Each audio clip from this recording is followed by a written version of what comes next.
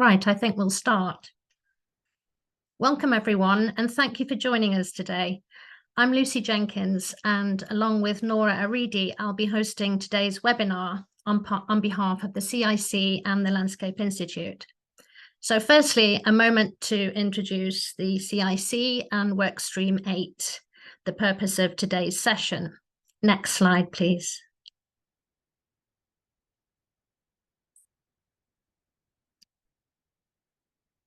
Next slide, please.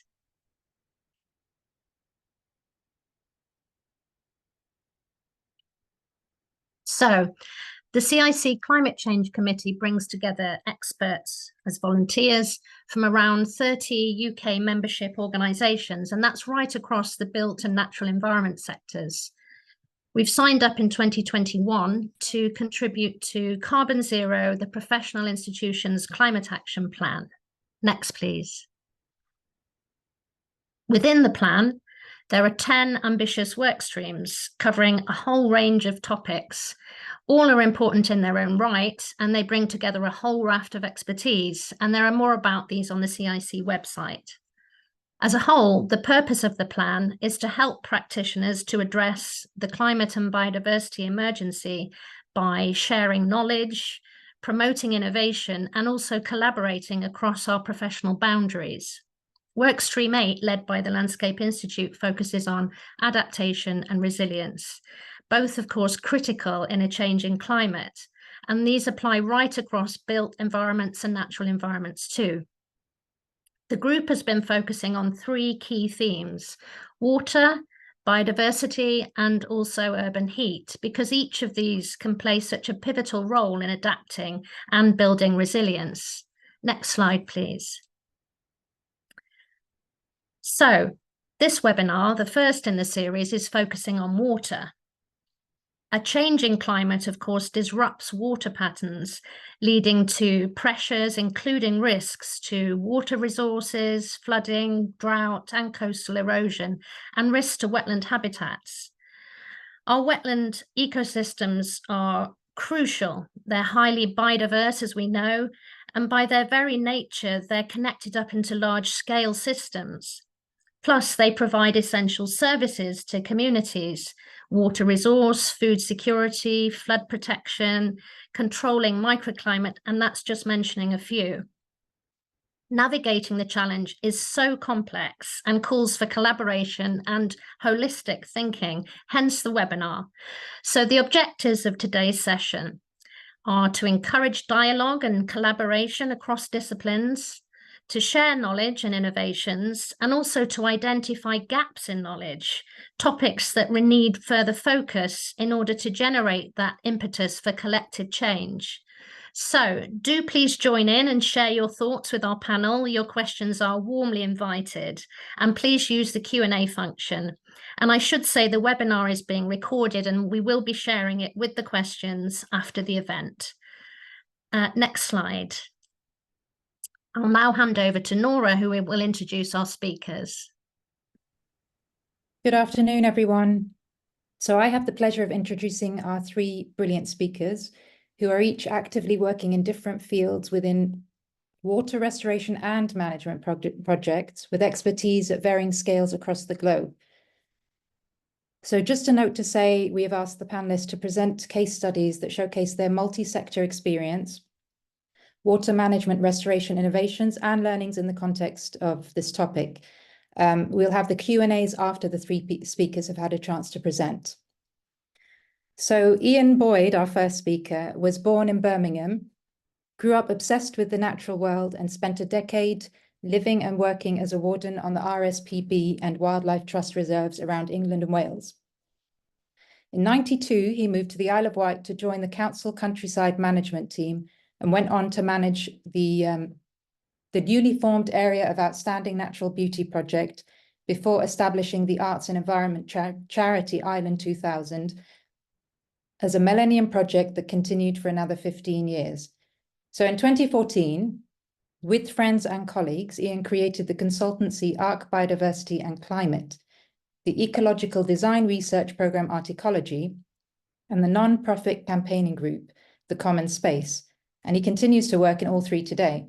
So his work has focused on the links between cultural identity and ecology, the built environment and its intentional design for wildlife, and the role and purpose of the Isle of Wight UNESCO World Biosphere Reserve. Ian's also working on the local nature and recovery strategy for the Isle of Wight. Ian, I hand over to you.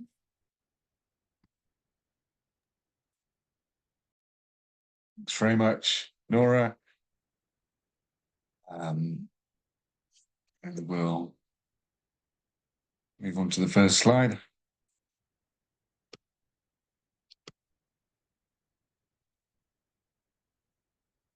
Struggling to get the first slide up.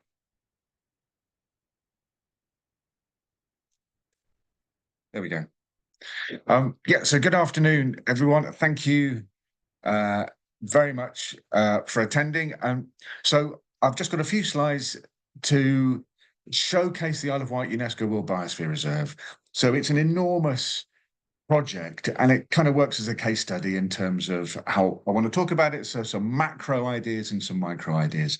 And the first thing really is this zoomed out idea about looking at the water environment in terms of the projects that you're involved in, their context, how they sit in the landscape, and the contribution that they make to the wider environment, to that context. Sorry, there's a real lag on the slides. Okay, so that's the size of the UNESCO World Biosphere Reserve. That's nearly 1,000 square kilometres, 2/3 of it's marine, covers the entirety of the island, the whole of the Solent, all of its inshore waters. So it's an enormous integrated project. There are 750 World Biosphere Reserves, and they all share this common purpose of cultural activity, cultural identity, and its relationship with the natural world. So it's a human ecological project, really. So it really feeds into everything we're trying to do, multi-stakeholder stuff, systems thinking, and that feeds right the way down from the whole of that area you're looking at into individual projects. And I suppose that's really the point that I want to try and get across in these first few slides. Understanding the water resource. So where is it? Wherever you're working, the water is coming to you from somewhere and heading off after it leaves you. What does that look like? What do the water systems look like? For us, we only have a small number of main rivers. Most of the freshwater resources, bottom right, which is in the Eastern Yard, everything else is dominated by its estuaries. These are all little headwaters of the Solent river system that flooded 7,000 years ago. That's how old the island is. So knowing where those systems are, what they look like, is really important. And what catchments do those define? So you're going to be within a catchment, within an actual watershed. I don't mean the administrative watersheds, but the actual physical geography of watershed. And so within each of those, there are going to be a whole set of competing pressures that will affect your project. However big or small your project is, it is within the context of a set of competing pressures around the water environment. So for us, as you can see in the bottom right-hand corner, our potable water, but our entire water supply, and that includes for irrigation and so on, is partly piped over from the mainland. So we get 30% of our water from the mainland, and we get most of the rest of it from groundwater, but we get about 25% from the Eastern Yard River system itself. So we've got a complex mix of demands on that water resource, and including requiring it from another county altogether. So we need to understand what that means, really, when it comes to our projects and their own sustainability. Sorry, struggling a bit to get the slide to move on. Sorry.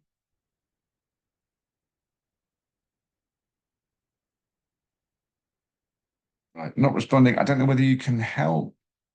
Liz, there we go. Thank you. Sorry about that. So one of the key things in terms of competing pressures is who else wants the water that you are actually working with. So the water environment that you are enhancing, developing, creating even, is going to have other pressures on it, particularly abstractions and discharges. People are taking water out of that system. People are putting water altered in some way back into that system. So for the island, that is the map of what that looks like. Those are all various abstractions and discharges. It is an over-abstracted system. So water is under great stress for whatever purpose it's being used, and water being put back into the system has all of the well-known issues of contamination of one sort or another. So wherever you are, what does that competing demand look like? If you don't know, then you really have an incomplete understanding of where your project actually fits into the landscape. We should not just think about red lines and blue lines. It has to be, without overcomplicating the project,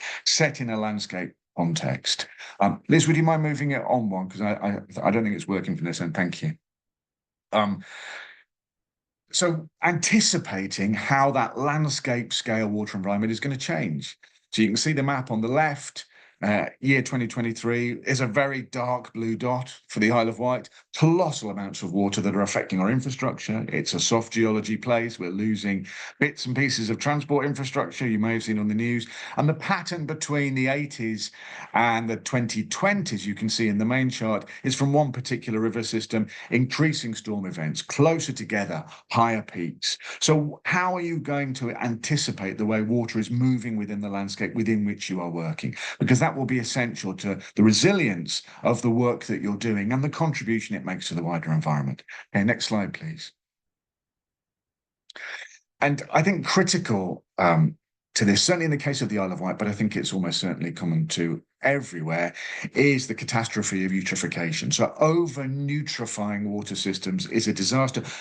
Wind-borne nutrients from agriculture and other sources too, including landscaping, are a problem for terrestrial environments, but especially so for freshwater and marine environments. You can see a thick algal mat on an estuary on the Isle of Wight, the Medina estuary, which has multiple discharge points all the way along it from water treatment works and from CSOs, but also just domestic runoff. So we need to think really carefully about linking up what we're doing so we're not simply exacerbating this problem. Are we producing landscaping schemes that are demanding water for irrigation from an over-irrigated system? We shouldn't be doing that. At the same time, are we producing landscaping specifications that are inevitably going to leak into the environment? Are we thinking about the specifications of those projects in the right way? Next slide, please. Most especially topsoil. So we've come right down from landscape scale consideration of the water environment to individual projects, but they are all related all the way through. What is the resource? What is the catchment? What is the flow in? What is the flow out? What are the competing demands? What are the primary drivers of ecological and environmental change? And if we are creating wonderfully designed SUD schemes on the one hand, and then insisting on massive amounts of topsoil right next to it on the landscaping scheme, then we haven't thought this through properly. We're not connecting up in a meaningful way between the projects, because over topsoiling simply means leachate, and particularly on a roadside like this with hard surfaces, we're just producing more and more eutrophication of the environment. So we need to think systems thinking at landscape scale right down to the decisions we make at the level of a project. Okay, next slide, please. Thanks, Liz. I'll zoom through the last few. So now we've got down to the individual project level in terms of our biosphere thinking, and it's common to any place, although we are a designated biosphere reserve, it's all about ecological design. Once you've got your context, you understand your contribution, the competing demands, it's about design. Next slide, please. And the lessons we've learned in working on the biosphere are in the next 2 or 3 slides. Life cycle resources. So every scheme we produce in the water environment needs to provide a complete set of life cycle resources for wildlife. And in doing so, we'll enhance wildlife encounter, wildlife experience. It'll be a better piece of public infrastructure as well as an engineering success. The monster on the left has none of those things. I guess it is obviously performing from an engineering point of view, but is in the most horrifyingly hostile environment imaginable. No complexity, no diversity of landform, no niche provision, no bankside vegetation, nothing at all. So we've got to do better than this. We need to pack in life cycle resource, breeding, feeding, overwintering, hibernating, displaying for some invertebrates and birds, but above all food. And so the thing on the right, nice little rain garden project, still within quite an over-manicured urban setting, so probably the refuge for an awful lot of invertebrates. But within it, there's still almost no food. So if you're planting stuff that isn't edible, and I mean seeds and fruit and foliage and pollen and nectar, doesn't have to be native, 50-50 native exotics, that's fine. But there needs to be some food in it, or it's just not really doing anything. It's pointlessly decorative.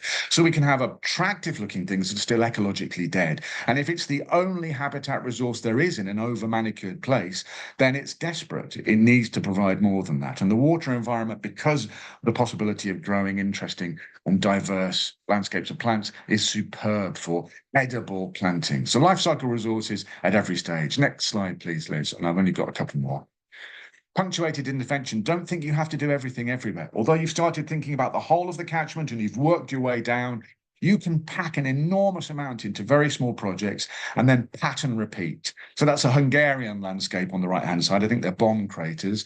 It's a little pot garden, which is the equivalent on the left-hand side. Concentrate maximum intervention into small spaces and then replicate elsewhere. If there's a very large engineered sud scheme, fine. Dig a little cluster of small ponds where you can nearby, because they will provide additional habitat, additional kind of complexity within that micro landscape. Things will live in the sud scheme when they can. They'll live in your small pool clusters when they can. Doesn't matter if some of them dry up. Pack ecological interventions into small spaces and repeat them. That saves you money. It gets maximum value. The ecological distances between them, if you get them right, mean that things can disperse. Things can move through the landscape. Next slide, please, Liz. Last couple now. Intentional built habitats. If you're building any kind of new built environment, if you're creating new built environment, if you're building infrastructure, whether it's building seawalls, riverbanks, revetments, whatever it might be, they can and should all contain habitat. Now, these are things that we make in actual fact from the Arcology team, a set of artificial rock pools called vertipools on the left-hand side, in array and individually, and a set of nature bricks, which are construction engineering brick objects that you can put into revetments. This is actually on the River Lug, but they contain simple habitats. These are actually for crayfish. So if we're building, as well as the planted and engineered environments, the built surfaces of everything must provide some kind of intervention, some kind of compatibility with the water environment, provide supplementary, complementary habitats for refuge, for breeding, for overwintering, all the things we talked about with life cycle resources. It's not difficult, it's not expensive, doesn't have to be everywhere. Punctuated intervention, do a few, leave a gap, do a few more. But built surfaces must be brought to life or we're not doing our jobs properly. Next and final slide. Thank you, Liz. So I hope I'm not overrunning. And lastly, whatever you are doing has the potential to push knowledge on. I think sometimes we go back, take tried and tested schemes, off-the-shelf landscaping palettes, off-the-shelf designs, and we just regurgitate them over and over again, when we could and should be just pushing the boundaries. I know that's a client discussion and that's a planning discussion and it's a cost discussion, but everything you're doing has the potential in a small way, doesn't matter if it's not big, to test something out. And that means engagement with universities, engagement with early stage, early career researchers, wonderful opportunity for them and you to learn from what you're doing. So we've come all the way down from the context of your scheme to the tight ecological design. And now we're going right back out again by disseminating what we've learned from the project through research organizations and individuals and putting that into a data commons for lifelong learning. So every single project that you do has the capacity to test in a safe and appropriate way a new idea in the water environment, a new approach to adaptability, a new approach to resilience in the water environment, a new way that we might be able to build biodiversity, to push forward nature recovery, and at the same time, create places that are better for us because wildlife encounter is enriched, the spaces and places that we inhabit as a species in human habitats that we're not very good at creating become better for us as a consequence. So think about this thing from the big scale down to the tight design, and then take a step in to pushing those boundaries further out, test out ideas, particularly constructed habitat and landscaping choice, landscaping palette ideas, because we can learn and learn and learn again. But if we don't talk about it and try it out, then we're going to just be repeating the same old stuff in a changing environment, and that isn't going to get us anywhere. So wonderful opportunities, and I'm sure you're doing this stuff, and I wish you well with your next experiment. Thank you very much. Thank you, Ian. That was brilliant. Thanks for that. Very informative. So we'll move on to Jennifer Collins, who's a chartered geomorphologist with experience of delivering river restoration projects and supporting flood risk management schemes across the UK. She has experience of maximizing the biodiversity net gain potential of sites for watercourses and their floodplains, including the consideration of options for long-term sustainability and management implications.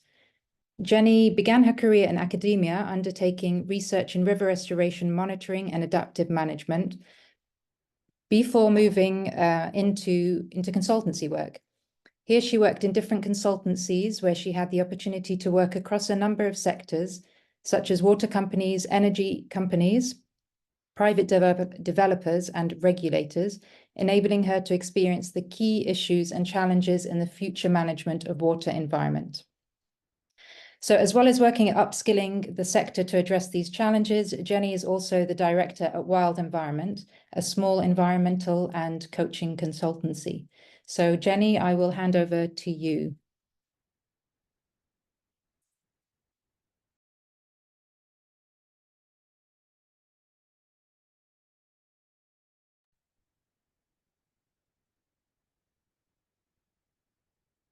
Jennifer, are you there?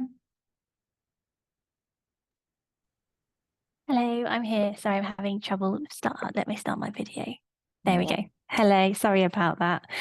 So hi everyone, it's really lovely to speak to you today, and thank you, Ian, for what you've just presented. I think that really resonates with me, and kind of there's some parallels that draw between our different presentations. As Nora said, I predominantly work in the biodiversity net gain space at the moment and trying to drive forward some positive change for aquatic biodiversity. And in the statutory biodiversity metric, watercourses and biodiversity units are primarily valued for factors relating to physical habitat. And that's where I sit, very much between ecology and geomorphology. And so what I'm going to speak to you about today is not particularly new, it's not particularly novel, but something that I just don't think we're still considering enough. And that's thinking about process rather than just thinking about form. And I have some examples to talk through with you, but the importance of this is applicable to all water environments, not just freshwater environments. And also it's not limited to geographies as well. We need to be thinking about process wherever we are. So here are 4 pictures that I presented to a non-geomorphologist or river experts. And I asked them the question, do these look like good rivers? Is this somewhere likely to be? Do these look like they're supporting biodiversity? And it was a resounding yes. And I just want to kind of talk through with you because I think they probably are supporting biodiversity, but I think there's a lot more that could be done here to be supporting biodiversity. So in the left-hand picture, I don't know if you can see my mouse. So we have a watercourse in the Cotswolds, and it's it's okay. But what we can't see within this picture is that just upstream there's a large, a very long piece of barbed wire. It's like in the boundary between 2 land parcels, and that's stopping wood from entering this section of this watercourse. And because the wood is missing, we're missing some of that physical habitat. So in this top watercourse, this is also within the Cotswolds, but it's a watercourse that's been flowing after heavy rainfall, and we are seeing that the flows are contained within the banks of this watercourse, whereas actually what we'd expect under these situations is there to be some more floodplain connectivity, and that process is missing here. In this watercourse at the bottom, this is in the Chilterns, and this is a temporary stream. So it's winterborne and it doesn't have flow all year round, and it suffers from impacts to its underlying aquifer. And also downstream of this watercourse, there's a really long culvert. So this section is fragmented within the wider landscape. And this one is my favourite. This is from the Lake District, and it looks quite nice at first glance, but then I stepped back and I was like, oh, well, it looks like it's not quite as much form here as I was expecting. And then I took a little bit more of a look, and there was quite a lot of bank reinforcement all along this section of the watercourse, and that was limiting the natural supply of material and to maintain and turn over habitat within this section. So it's really about thinking about what are the processes at play here, how can we restore them, how can we work with them, but also what do we do if we can't restore those processes.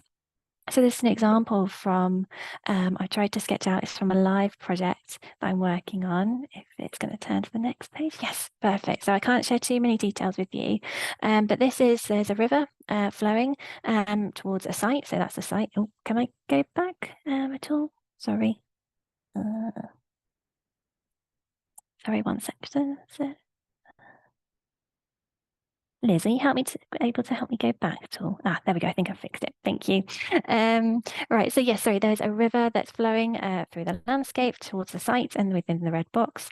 And over the top, there is a canal. So the river is flowing through a culvert underneath this canal. And so imagine you are standing here. I tried to draw you a cross section and you're looking upstream. So if I go to the next slide that you've already kind of had the sneak preview of. There we go. Okay, so we're looking upstream, and what we can see is the culvert, and we've got an in-channel barrier that's presenting itself. And so downstream of the culvert, we can see that there have been several features like J-shaped trees and some bank erosion, which is suggesting that this natural process has been interrupted, so the supply of material to the downstream section. So we really are thinking here about, okay, can we restore that natural process? No, we probably can't restore this natural process in the process because this canal is here to stay. It has designations attached to it. But can we kind of put some of that natural material back in there? Can we supply that? And how is that resilient over time? Is that sustainable over time? And what about climate change as well? What materials are going to be sustainable if we are going to be putting that back in? And how does that link to flows, as Ian was suggesting earlier? So that was just me thinking wider and some kind of examples. And then what have I kind of learned from working within this space? And I think a lot of people are feeling they're new to kind of the watercourse area and thinking, oh, okay, I need to know everything. You don't need to know everything. You need to know who to call and who to kind of rely on because you are part of a design team, and really kind of reaching out and working out who is your kind of like in your corner and to help you get the best of biodiversity. And what I've also learned by working in part of teams is that we all kind of like have vaguely the same thing that we're trying to achieve, but we all have slightly different languages. And I kind of found that even this morning when I was thinking about the word reference and finding out that the word reference is very different between different teams. So that's just kind of like my key takeaway for you is to think about process and also think about speaking to other people. And if you're not sure about what someone's asking or you think it means something slightly different, just ask the question because it's easy to kind of get confused with different terms. So that's me, and thank you for listening. Thank you there, Jenny. Thanks for that. Great follow-up actually from Ian's. So we'll be going into a different scale now and across the globe to Stephen Velegrinis, who is a design director at Gensler, Cities and Urban Design Practice, and is the regional head of the cities practice in Asia Pacific and the Middle East. His work has focused on multidisciplinary intersections between urban planning and landscape architecture. So over the last 28 years, he has practiced in Australia, Southeast Asia, and the Gulf. His recent work has included urban design projects such as Dubai Expo 2020, District 2020 Master Plan, and Hatta Tourism Master Plan, many others, of course. Steve has also led the site design and landscape architecture of a series of public realm and hospitality projects. He remains involved in the development of the profession through his speaking engagements and research initiatives, which have included speaking at Harvard Graduate School of Design and here at home in the UK at the Architecture Association School of Architecture, the Bartlett School of Architecture at UCL, and Cambridge University. So, Stephen, without further ado, I'll pass on to you.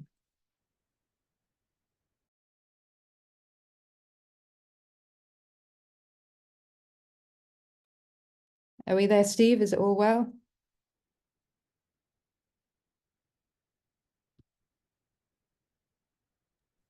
Hi, Nora. Can you hear me now? Yeah, we've got you. Okay. Apologies, my camera and my microphone button disappeared, so I apologise for that.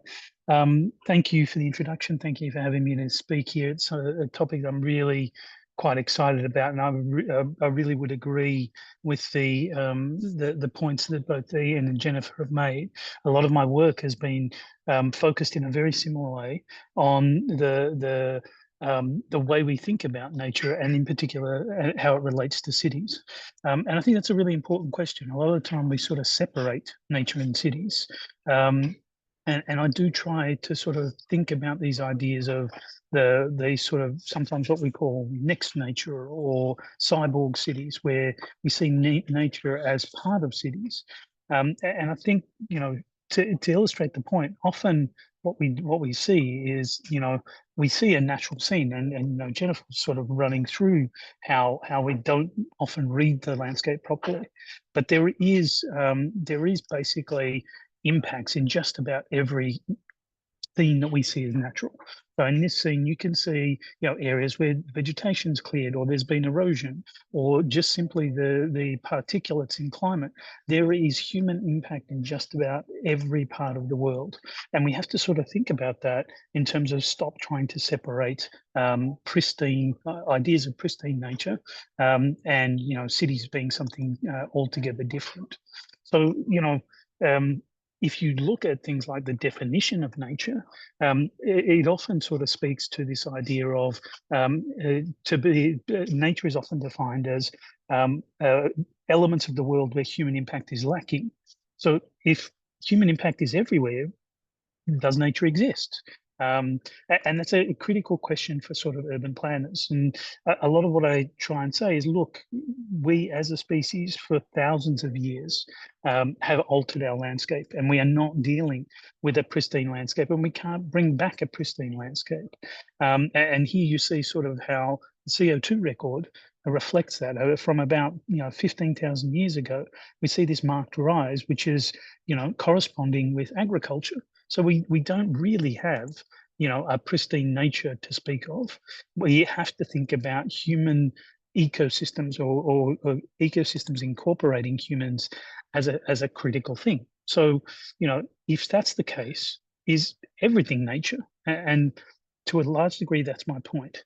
And so this scene is from a project which was done where we were looking at how we stimulate new kinds of nature to serve districts that need to do a range of functional ecologies. So, the structures in the middle are actually CO2 devices.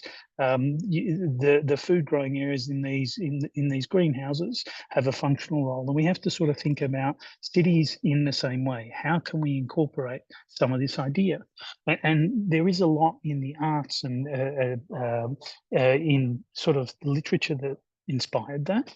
And for those of you who know the cultural geographer Donna Haraway, she sort of uses the cyborg as this sort of symbol of things that we've changed, where there is no coming back.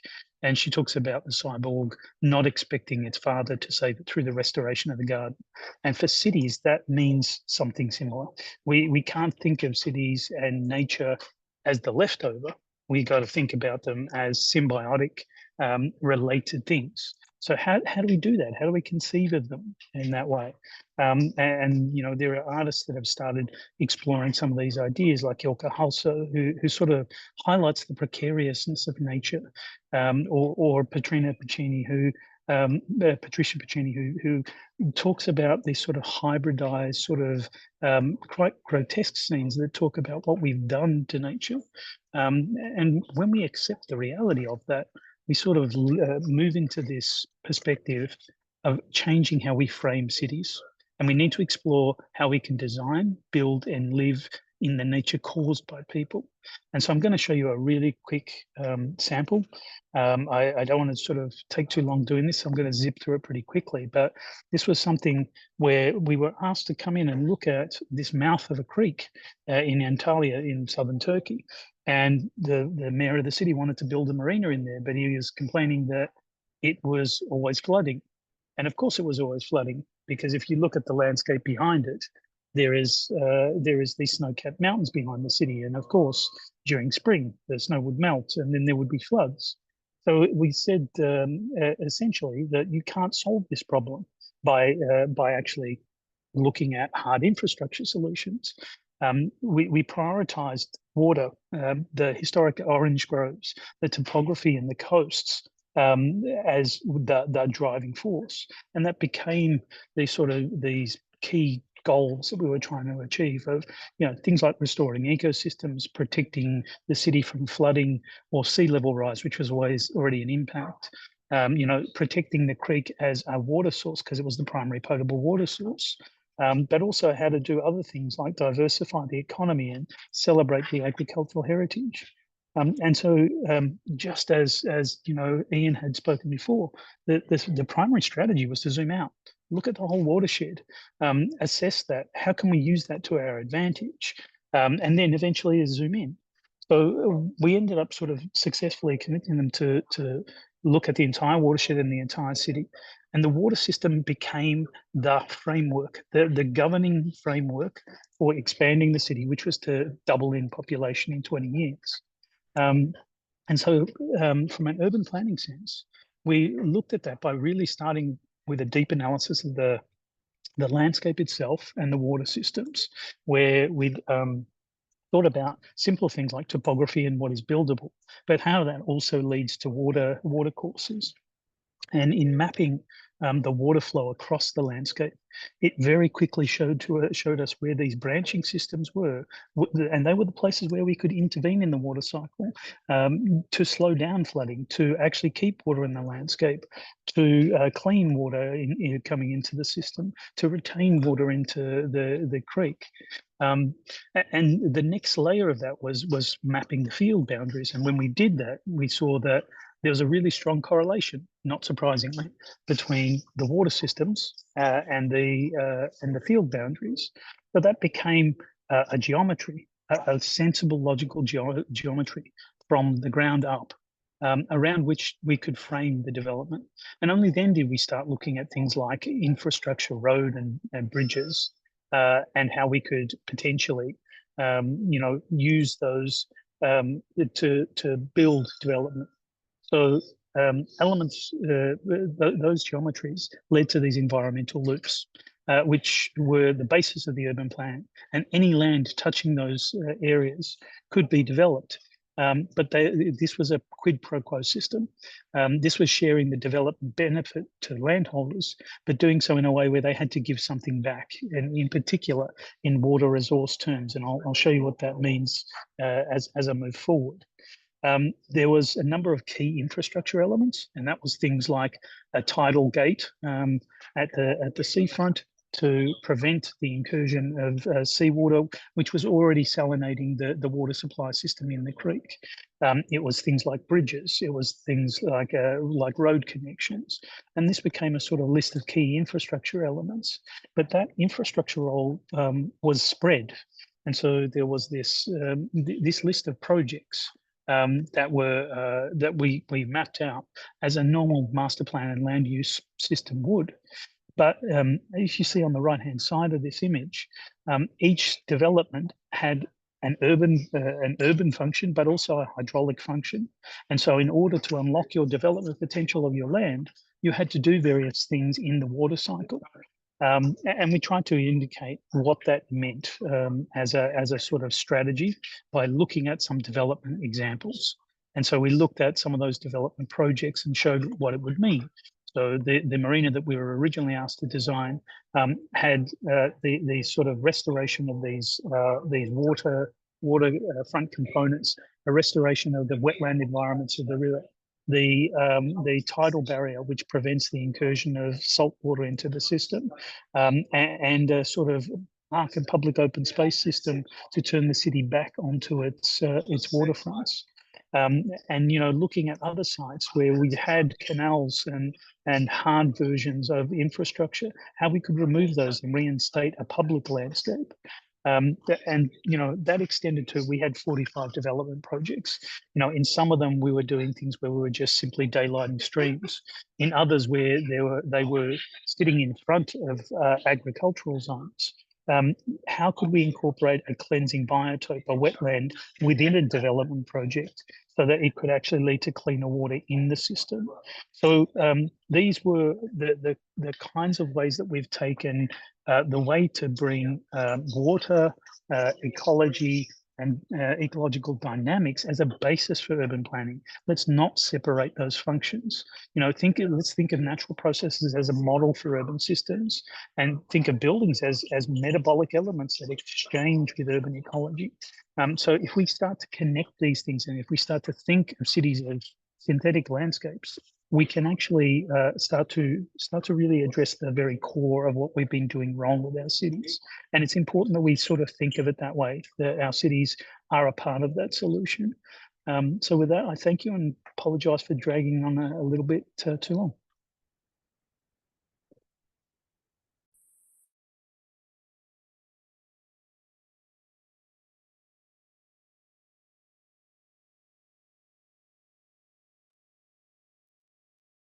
Thank you, Stephen, and thank you to all the speakers.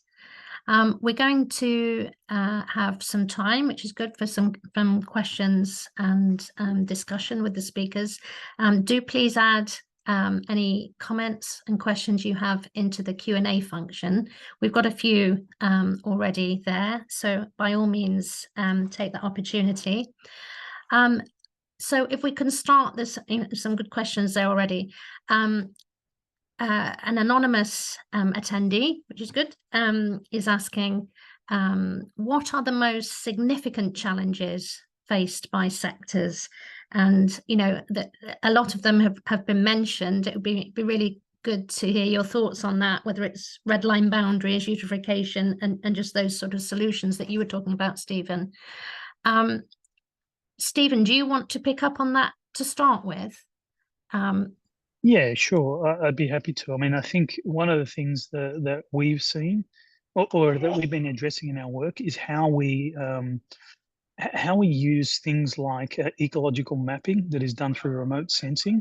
That is done. We've covered, we've done projects that cover 30,000 square kilometers and done ecological mapping using remote sensing. That the first pass is done by AI, and it enables you to understand vast environments in a much more granular way. And you then bring in the people that sort of are local experts, and that adds a layer of resolution and information to that. The tools that we're seeing develop, both in their power and scale, are allowing us to do things we just simply couldn't do before. And that's before we start even thinking about things like quantum computing, which can deal with uncertainty and the relationships between overlapping ecological systems. So I think that there is an exciting set of tools, and there's new tools every day. And that also goes for treatment systems, the sort of nature-based systems and design technologies that are at our fingertips now are sort of seemingly endless. So I think there's really, you can't actually draw a line and say, yeah, it's developed really well to this point. It's continually sort of going on. And it's a challenge for us to keep up with a lot of what these tools are. Okay. Ian, do you want to add something? Yeah, sure. I think what Stephen says is absolutely right, that the technological tools that we have at our disposal are sophisticated and becoming more so, and that's very exciting. One of the challenges, I think, however, is more mundane, and that is the expectations of the communities that host these schemes. Very often there is an urban tidiness mentality that makes it very difficult to kind of push beyond that. And that is something that needs sensitively handling, but also something that does need handling. Can't just ignore it, because we do have to move on in the way that we think about the places that we live and share with the natural world. And I think above all, it's the tyranny of maintenance, if I'm perfectly honest. You can design the most magnificent scheme you like, and the developers will leave, and the teams will disperse, and it will be handed to a ManCo, a management company or some equivalent, who will be handed a contract, and they will deliver what that contract says. And it will, I would suggest, inevitably degrade your masterpiece, because we have not engaged the maintenance world in any meaningful way.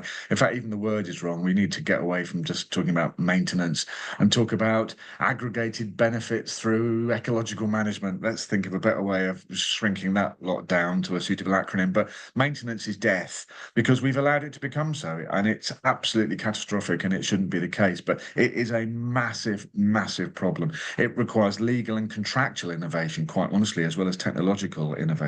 We need to get better at writing contracts that have that fuzziness around the edge, that empowers contracting organizations, leads to new job opportunities, opens up exciting new prospects for young folks to take on those jobs with an ecological brain.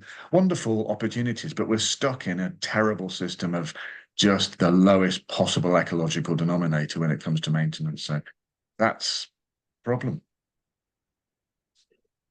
Thanks, Ian. And Jennifer, do you want to add?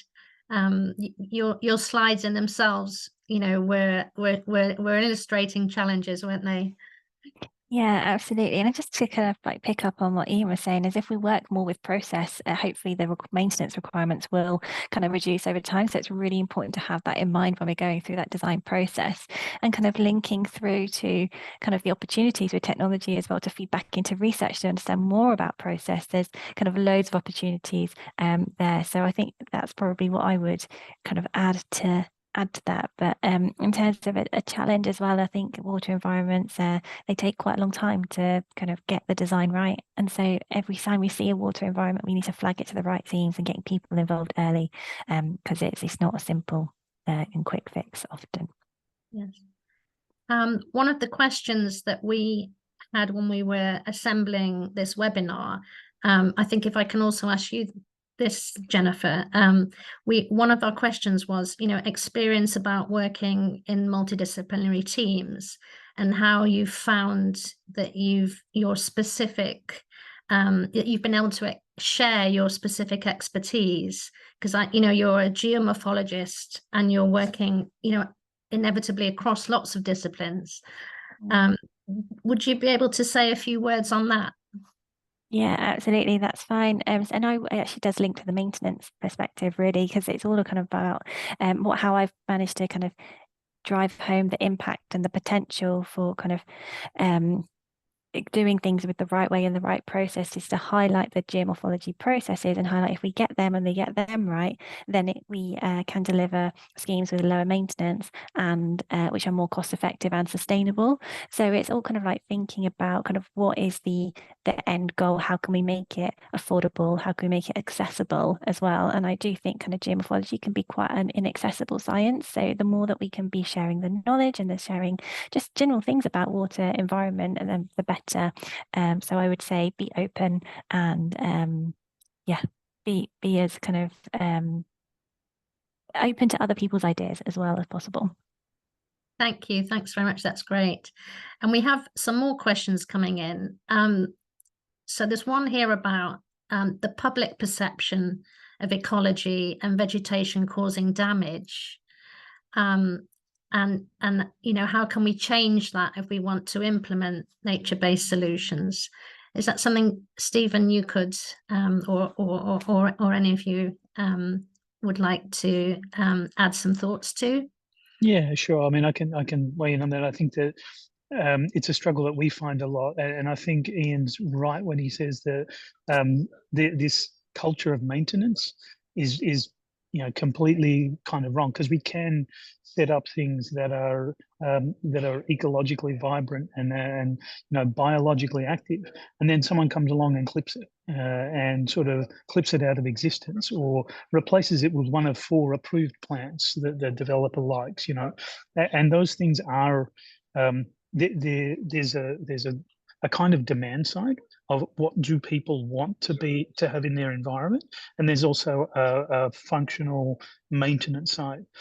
We have to change perceptions of the way people feel about natural environments, and most people have a strong innate connection to nature, and that's this sort of hardwired environmental preference that goes back to before humanity emerged out of Africa. We had a preference for certain landscape types, natural landscapes that afforded us resources and also safety. So there is patterns that we, even if we tried, we couldn't change the way we feel about them. We don't listen to those patterns very often, and I think we need to encourage people to listen to that inner voice that is why someone feels like forest bathing works, or why does it feel nice to hear the sound of a river or an ocean.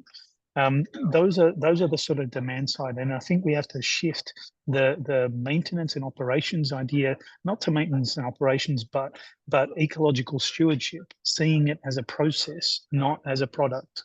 The design for something to change and evolve. Its change and evolution does things like naturally respond to climate change.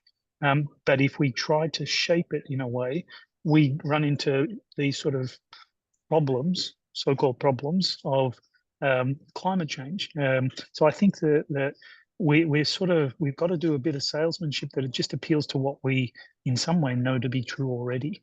And that has its impacts eventually downstream on things like maintenance. Thanks. And I should have said, thanks, Tracy. That was a really good question. There's another question coming from Tristan. And Ian, I think this, this could be a really good one for you to talk about with the catchment level thinking. But then very much sort of remembering that when we're talking about biodiversity as a whole, we are also including soils and everything in that. Can I hand that question to you? Yes, sure. Yeah, just reading Tristan's comment, and he's right, of course. And it's great that regenerative agriculture is on the rise. And a lot of folks from the island went to Groundswell. We're in the middle of writing the local nature recovery strategy, statutory new spatial plan for wildlife that come out of the Environment Act. And so working a lot with the farming and landowning community. It is absolutely crucial. I mean, I think it is difficult necessarily to take responsibility for that when you're designing a urban wetland project. Being aware of the functionality of the catchment and how it is working is crucial. But you're right, Tristan, in that there have to be other mechanisms in place that do connect the context of that work to the management of the wider landscape. Regenerative farming is really good, but in the end, certainly in the UK anyway, the funding of that is massively complicated, significantly compromised inevitably by Brexit, so put that to one side for a moment. But the way that the funding systems for those projects that you want to do are managed through DEFRA, through SFI, through countryside stewardship, through environmental stewardship, through FIPL, farming and protected landscapes. It's a vast array, an incredibly demanding array of options that a landowner or farmer, particularly if they're a tenant, are going to have to kind of navigate and negotiate. There aren't enough farm level advisors to support that. There aren't enough case studies. There aren't enough demonstration sites where we can go and say, look, this is brilliant. But of course, you're right. One of the most interesting things for us is that the LNRS has pointed up the critical absence in ecological thinking of transitional habitats. I think Stephen talked about room to change, room to become something else. And the affordancy that we build into landscaping schemes is mainly gone because we fully prescribe it. It's fully prescribed from the word go. You stand here, you look at that thing, we'll make sure that thing is there forever, only it'll be slightly less interesting next year than last year, and so on and so on and so on. But in actual fact, it's the development of transitional serial stages. Bare ground is wonderful. You've got to get folks to love bare ground. But all of those habitats in the agricultural landscape perform those functions that you're talking about. Absolutely. So hedgerows and headlands, top priority landscapes for wildlife in terms of agricultural environmental work. Also, of course, the least plough damaged, the ones that are not fully compacted.